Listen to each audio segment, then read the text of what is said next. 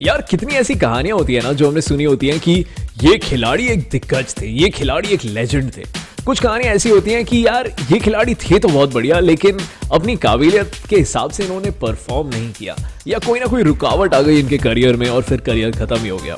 दोनों कहानियों के बीच में अगर किसी का नाम आता है, वो आता है ऑस्ट्रेलिया के दिग्गज जेफ थॉमसन का, क्योंकि इनका करियर भी बहुत छोटा तो नहीं था, लेकिन इनका पीक बहुत छोटा था।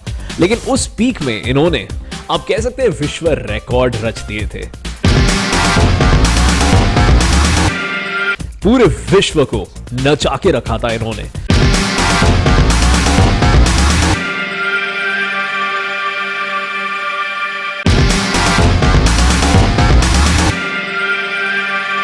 क्योंकि जिस प्रकार की इनकी गेंदबाजी थी, जिस रफ्तार में ये गेंद डालते थे, आप उस जमाने के किसी भी बड़े बल्लेबाज की बात सुन लीजिए, आपको पता लगेगा कि ये बंदा क्रिकेट के इतिहास का सबसे तेज गेंदबाज था। जी हां, लेकिन पता है दुख की बात क्या है कि उस वक्त ना आपके पास स्पीड गन नहीं होता था, तो आप देख नहीं सकते थे कि कितनी रफ्तार पे ये गेंद डाल रहे हैं। लेकिन काफी बड़े बड़े बल्लेबाज ऐसा कहते हैं, खासकर कि विकेट कीपर रॉड मार्श उस वक्त के ऑस्ट्रेलिया के, कि ये 180 से भी ऊपर डालते थे। अब ये तो यार मानना ही नामुमकिन है, क्योंकि 180 आप सोच ही नहीं सकते। आजकल आपको 150 ही अगर कभी एक बार दिख जाए, वो विश्व के लिए न्यूज बन जाती है, क्योंकि 140 तक या 45 तक ही गेंदबाज ज्यादातर डालते हैं। तो बिल्कुल ही मान नहीं सकते इस बात को। लेकिन अब आते हैं पूरी कहानी पर। यार ये ना सिर्फ गेंद नहीं डालते थे, ये एक तरह से जैवलिन थ्रो करते थे।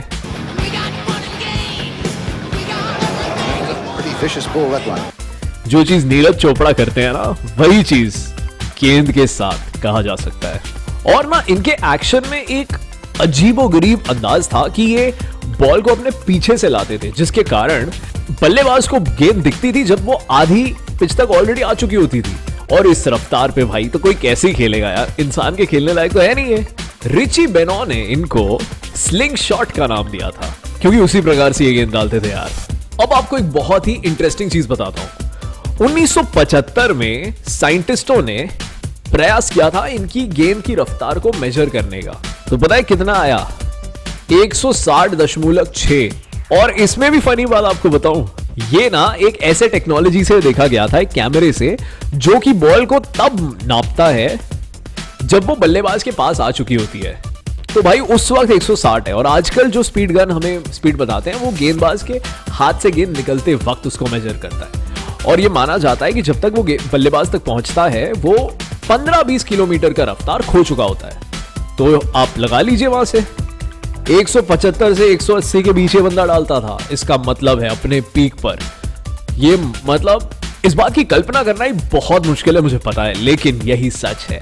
इसीलिए इस गेंदबाज के बारे में हम सबको जानना चाहिए। क्या खौफ रहा होगा यार इसका। और यार इसमें दुख की बात यह है कि शायद आज से 50 साल पहले विश्व क्रिकेट के इतिहास की सबसे तेज गेंद शायद डाली गई थी, लेकिन हम में से किसी को पता ही नहीं चला। आज तक नहीं पता था शायद, और आगे भी पता नहीं लगेगा कि वो कब था और कितनी रफ्तार रही होगी उसकी। अब आते हैं 1975 के विश्व कप पर। ऑस्ट्रेलिया बनाम श्रीलंका चल रहा है। भाई जेफ थॉमसन ने ऐसी गेंद डाली, श्रीलंका के एक बल्लेबाज को सर पर ऐसा मारा कि उसको अस्पताल ले जाना पड़ा।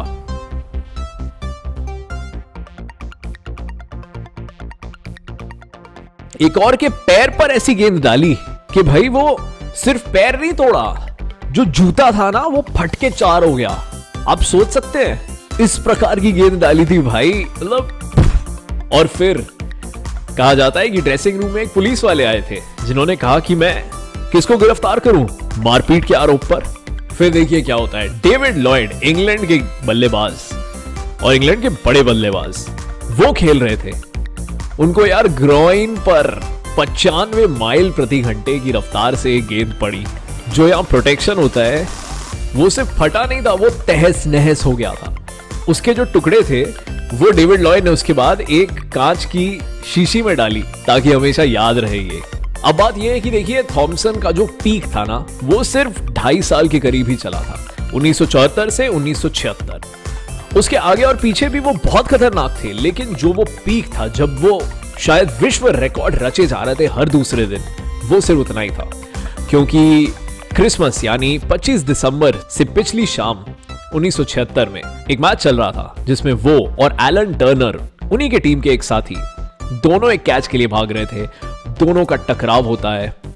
जेफ थॉमसन का कंधा टूट जाता है। उसके बाद ऑपरेशन हुआ, रिहैब हुआ, वापस आए और बहुत तेज थे, लेकिन उतने तेज कभी नहीं और हो पाए जितने वो पहले थे। तो हमने ना कह सकते हैं जो सुपरनोवा होता है, जिसके बारे में हम विज्ञान में पढ़ते हैं,